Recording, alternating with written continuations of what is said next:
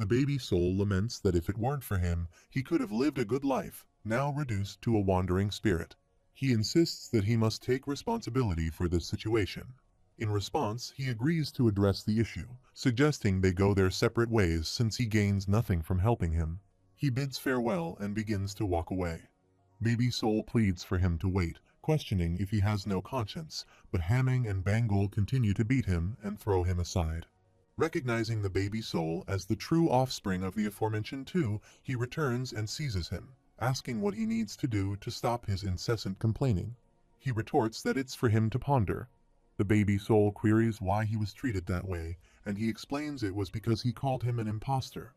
Baby soul argues that it was the truth. He counters that in Korea, one gets punished for speaking the truth and advises him to remain silent until the construction is completed, promising to assist him afterward. Meanwhile, Baby Soul demands to know who gave permission to imprison him, but he silences him and tucks him into his pocket, instructing him to remain quiet. He contemplates the ambitious construction project spanning 110 kilometers, eager to complete it swiftly to quiet the Baby Soul's protests. He plans out the stages, first completing the roadbed, then using pyroclastic rocks for Stage 2, followed by laying out rail ties made from centipede legs for Stage 3. Stage 4 involves laying the rails crafted from centipede shells processed by Javier, and Stage 5 is compressing the rails, calling Pipodong to start jumping on them. He acknowledges that while this construction method may not be the most advanced, it will result in a shaky and dusty surface, possibly inducing nausea when riding on it, though he dismisses this concern.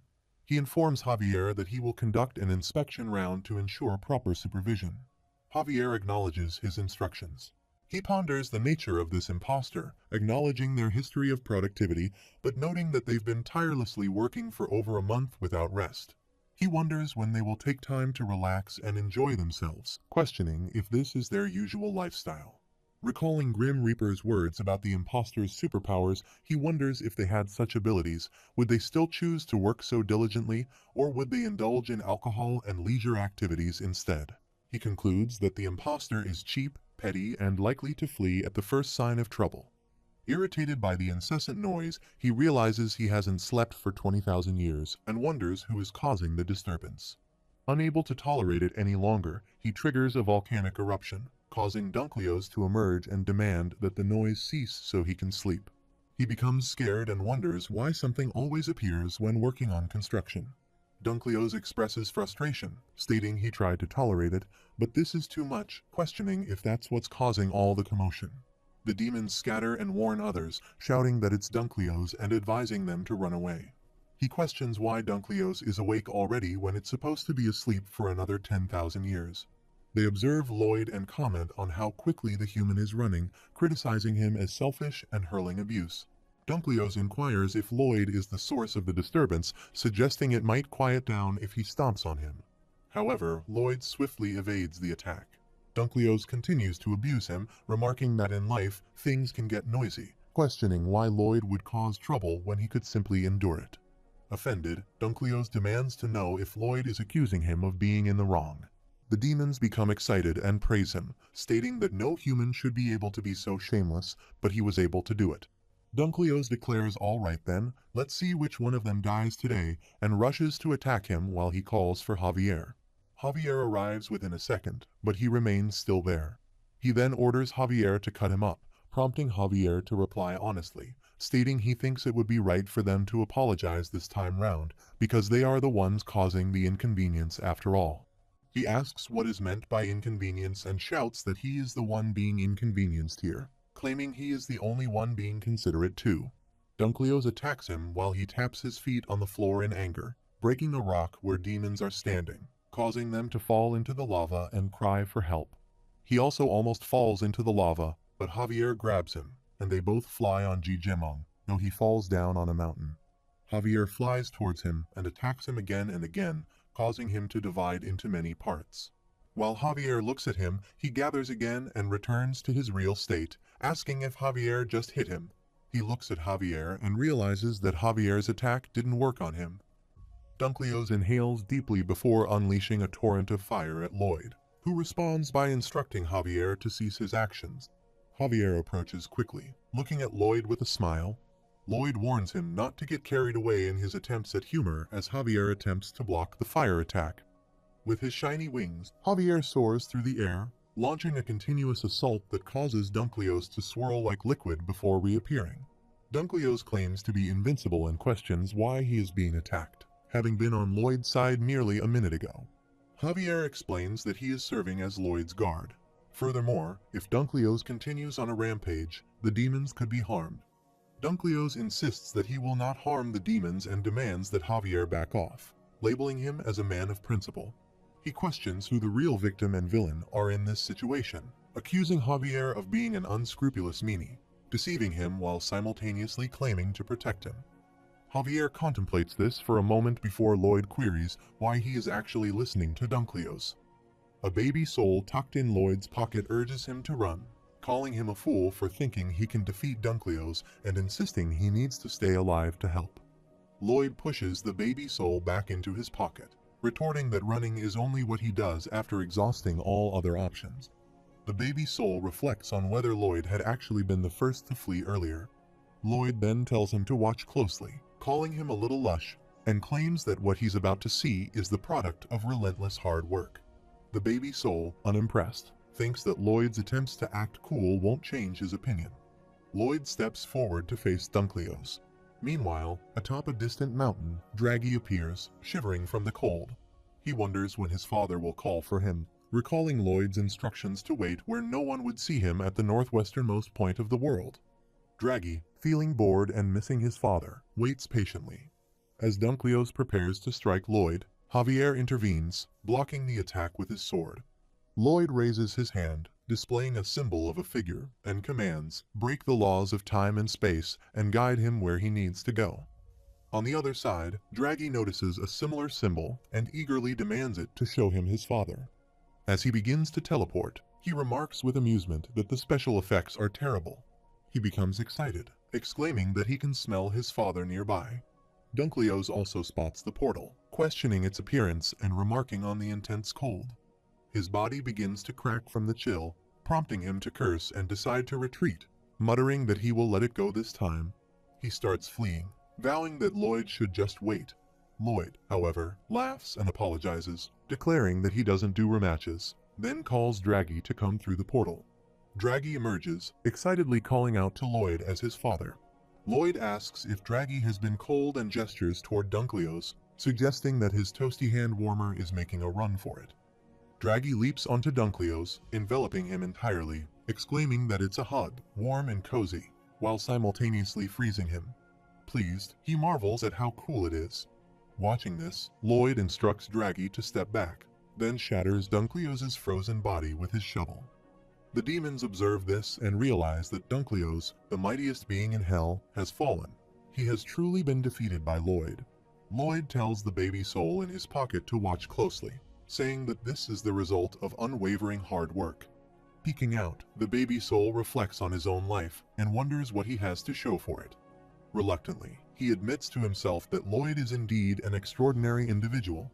Dunkleo's rises once again, declaring himself the immortal Dunkleo's with a roar. This time, however, he has shrunk to a tiny creature. He warns Lloyd to just wait. Given 1,000,000 years, he will grow enormous and crush him. Lloyd laughs, pointing out that by then, he will already be long dead, and asks what Dunkleo's plans to do about that. Enraged, Dunkleo's hurls insults at Lloyd, who only laughs harder. Lloyd then taunts him further, inviting him to fight if he is truly angry, calling him Peanut as he sits down beside him. Terrified, Dunkleo's scurries away. The baby soul in Lloyd's pocket watches him leave and reconsiders, thinking that perhaps Lloyd isn't so impressive after all. He's just human garbage. Lloyd remains seated when a system notification informs him that he has received a new title, Can't Feel His Hands or Toes. Another notification reports that all areas of hell are now below 32 degrees Fahrenheit, with the title's active period lasting 120 years. The title grants 6 CP, bringing his total CP to 1142. The system assures him that he will no longer suffer from hypothermia in the freezing cold. As Lloyd reads through all the system windows, he muses that having this power can't hurt. He supposes he no longer needs to worry about feeling hot or cold. When he turns, he finds all the demons kneeling before him. Curious, he asks what they want. One of the demons responds that he is the biggest human scumbag in the entire world, which they admire immensely, and this has led them to serve him. The demon goes on to say that, beyond mere admiration, they now respect him as Hell's greatest singer and the one who defeated the mighty Dunkleos. They pledge to obey his every command. Lloyd stands, gripping his shovel, ready for whatever comes next. Lloyd smiles, remarking that they're all unbelievably pathetic for eagerly volunteering to be his slaves. The demon, however, feel a rush of excitement, marveling at how refreshing it is to hear such disdain from someone they respect. Just as Lloyd prepares to leave, one of the demons calls out to him, addressing him as Master Singer and mentioning a problem. Lloyd sighs in irritation, asking what it is this time. The demon gestures toward Draggy's portal, explaining that the frigid air blowing from it is causing discomfort for all living creatures in Hell and could even harm the local ecosystem. He suggests that the portal should probably be closed. Lloyd, baffled, asks if that's indeed the portal, wondering aloud what cold air the demon is referring to as he shakes his head. He questions what wind is and where it's supposedly coming from. The demon insists that he's talking about the freezing cold wind that everyone saw him unleash, pointing out that Lloyd's own clothes are currently fluttering in the breeze as they speak. Lloyd turns dismissively, saying he knows nothing about that and orders the demons to get moving, calling them useless slaves as he walks away. One of the demons thinks that Lloyd has completely brushed them off. It's his fault, yet he's pretending nothing happened, with no intention of closing the portal. Despite this, the demon marvels at how they can't help but love such an audacious human. When Lloyd finally closes the portal, they all feel a wave of relief and joy. With the demon's unwavering loyalty secured, Lloyd contemplates beginning the final phase of construction, glancing at his hand. The baby soul in his pocket looks up at him, wondering if he plans to dive right back into construction without sparing a thought for helping him. Reaching a lava flow, Lloyd remarks that if they can cross through here, they'll cut construction time by 2 days. Suddenly, Draggy appears, surprising Lloyd, who quickly instructs him to handle the lava. Draggy uses his cold attack to solidify the lava, leaving Bangol, Baibong, Henning, and Peepotong in stunned silence. Lloyd directs Draggy to lay down the roadbed and fetch some rocks, which Draggy promptly does. Then Lloyd tells him to bore through a nearby mountain. Once Draggy completes the task, Lloyd praises him, patting him affectionately. The others watch this display with irritation as Peepotong spits something out in annoyance. Meanwhile, Draggy, exhausted, sits at the edge of a mountain to take a break. Peepotong calls out to him, mocking his smugness over doing a bit of work, and reminding him that experience is what truly matters here as they all close in around Draggy, who lies down beside them. The group jumps onto Draggy, who nods happily as they all slide across his icy back, thoroughly enjoying themselves. Draggy flies high, carrying them as they cheer, and they excitedly declare that Draggy is now officially part of Peepotong's crew. Together, they soar through various parts of Hell, laughing and having a grand time. Watching this, Lloyd remarks that Draggy seems to be quite sociable. The baby soul pops out of Lloyd's pocket, accusing him of pulling a fast one. Lloyd, puzzled, asks what he means. The baby soul shouts in frustration, reminding Lloyd that he promised to help him, but has done nothing except focus on his construction project, insinuating that Lloyd might be planning to abandon him. Lloyd sits down nearby, casually asking what the creature would do if he were planning to leave. The baby soul yelps, his eyes stinging from Lloyd's proximity, and demands that he move his face away.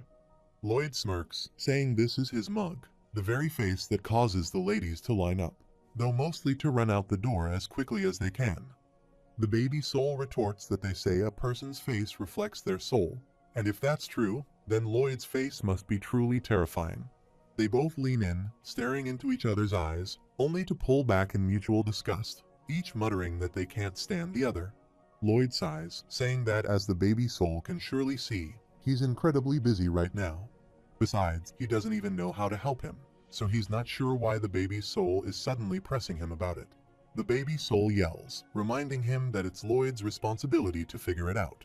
He accuses Lloyd of ruining his life, his family, and even his estate, taking everything from him. Lloyd winces at the creature's loud voice, growing more irritated. Calmly, Lloyd responds that he doesn't actually owe him anything and adds that, if not for him, the baby soul would have succumbed to alcohol poisoning long ago. He continues, saying that the creature's father, mother, and brother, Julian, were all fated to die, and that he saved them all. He points out that instead of complaining, he should be hearing gratitude. The baby soul retorts that it's nonsense, questioning who in their right mind would believe that. Just then, the King of Hell arrives and states firmly that everything Lloyd says is true. He continues, addressing Lloyd directly, proclaiming that he has never been the source of anyone's happiness and was fated to be a worthless, pathetic soul. Lloyd studies him, wondering just how much the king truly knows. He then bowed before the King of Hell, asking if he could inquire about how he came to exist in this world. He wonders if the king happens to have any insight on the matter. The king ponders for a moment before asking if Lloyd truly has no clue. He notes that the messenger from the higher world has certainly taken Lloyd's side and questions whether they failed to inform him of anything. Intrigued, Lloyd considers whether the king knows the messenger personally. Lloyd reflects on the higher world, recalling when he had given Javier his mana. The messenger had mentioned it in connection to the higher world. The King of Hell interrupts him, stating that he did not come to discuss that topic. He notes that once the railroad is completed, Lloyd will likely have plenty of free time as he observes the demons working diligently on the project. The king acknowledges that thanks to this effort, he can also spare some time and has been watching the construction closely. He comments that track maintenance does not appear particularly challenging. However, he expresses concern about the train cars, mentioning that it will take some time to dismantle one and study it.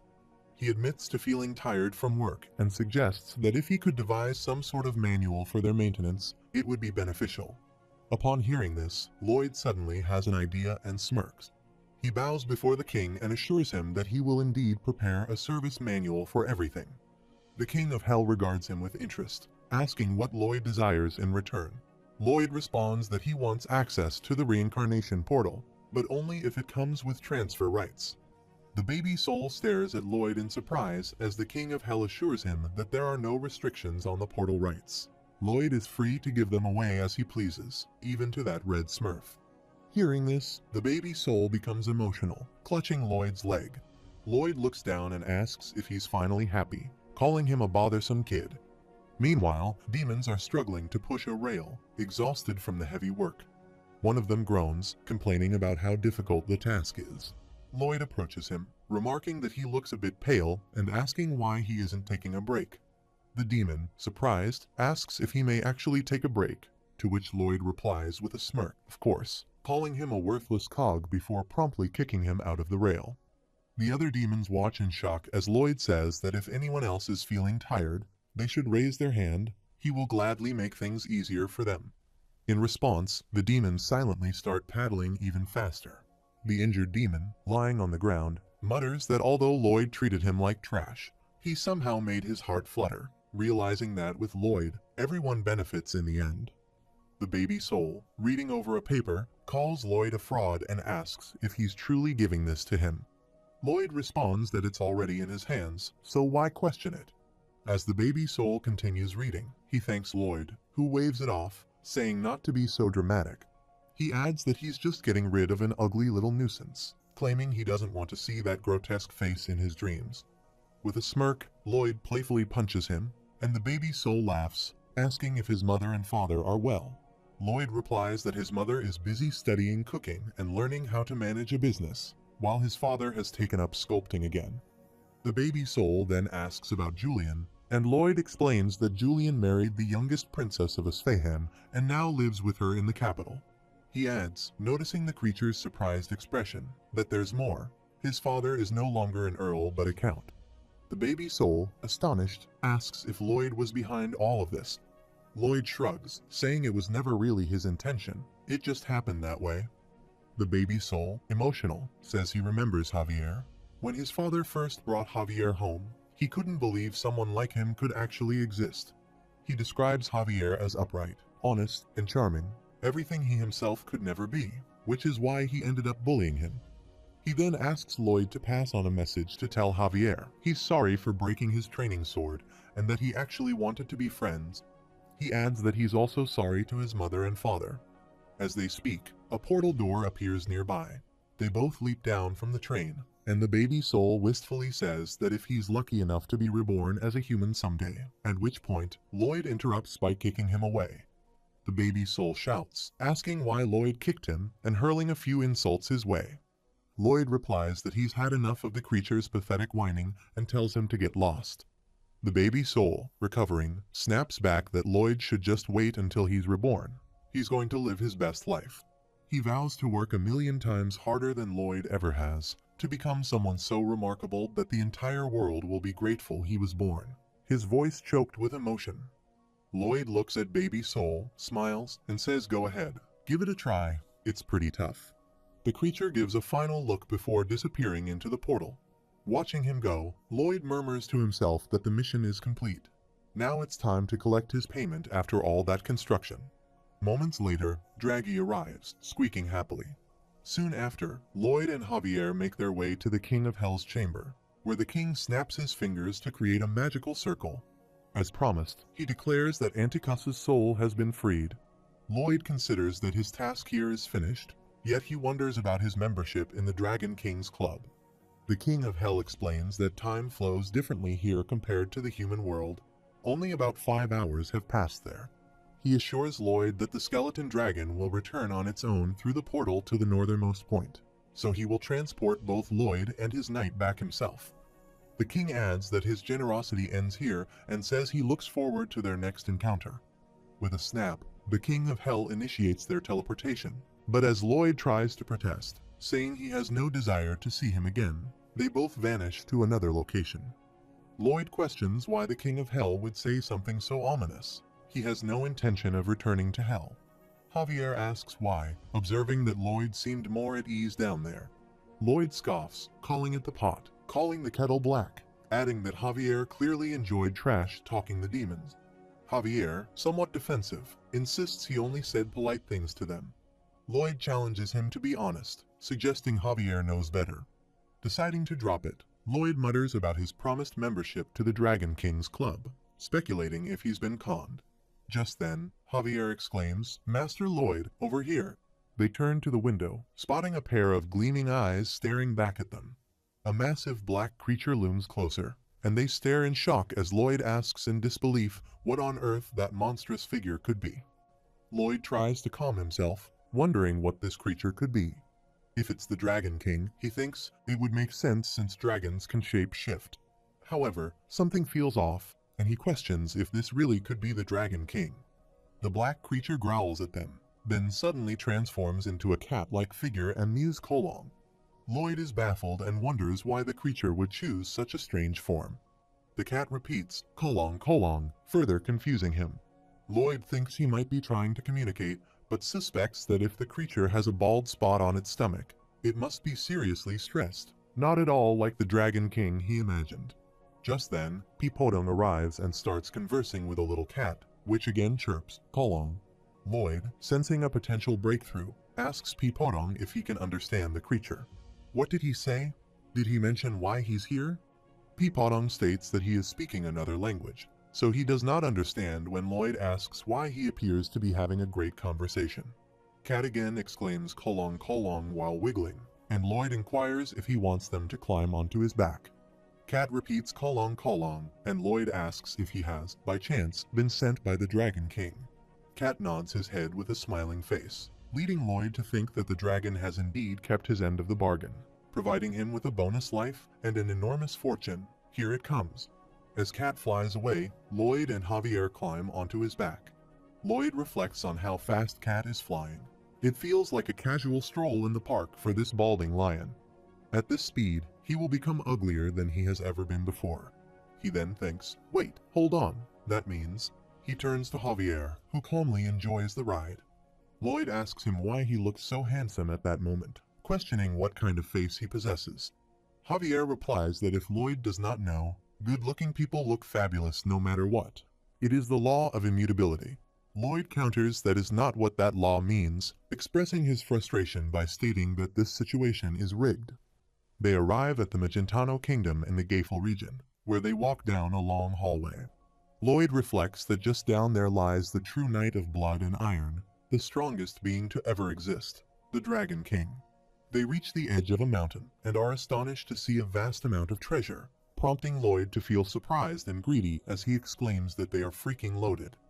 Javier questions whether it is not surprising that such a place exists below ground, to which Lloyd responds that he means, why not? He notices someone sitting among the hoard of treasure and declares that there he is. They approach him, and Lloyd addresses him as the Great Dragon King, who irritably glances at them and complains that his hand has fallen asleep. The Dragon King then lies down on his couch and exhales, while Lloyd thinks he just saw him glance their way. It is evident that someone is standing before him, seeking an endorsement from his club. Lloyd observes that the Dragon King ignores them and returns to sleep, easily identifying him as the lazy, couch potato type. He considers that the Dragon King is strong and filthy rich, allowing him to do whatever he pleases.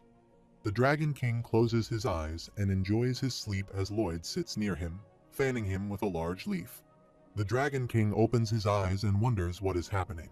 All those who have come seeking membership until now have been extraordinarily powerful human beings. He recalls when some guards arrived and shouted that while he may be the Dragon King, it was unacceptable for him to be so rude. He thinks that is why those proud individuals often become riled up when he does not give them his full attention. Yet here is this man fanning him, and he wonders if Lloyd is trying to ingratiate himself. As Lloyd wipes the sweat from his brow, the Dragon King realizes that no, he truly is trying his best to fan him happily. The Dragon King appreciates this gesture as a token of gratitude, while Lloyd continues to use the leaf as a fan. The Dragon King thinks he will sleep very well and drifts off into a sound sleep. Lloyd laughs and declares that stage 1 of his plan is a success. Now it is time for the next stage. Javier advises him that it would be wise to refrain from doing anything rash, sensing that the Dragon King is as strong as the King of Hell. As Lloyd walks away, he grabs a golden glass and pours some water from a nearby pool into it. Javier asks what on earth he is doing. Lloyd laughs and replies that he is fetching water for the Dragon King when he wakes up. He reflects that a being who disrespects others while wielding money and power, showing no concern for how it affects others, is someone he is willing to risk his life to get close to. Lloyd takes a drink of the water while Javier observes him. Realizing that he is being serious,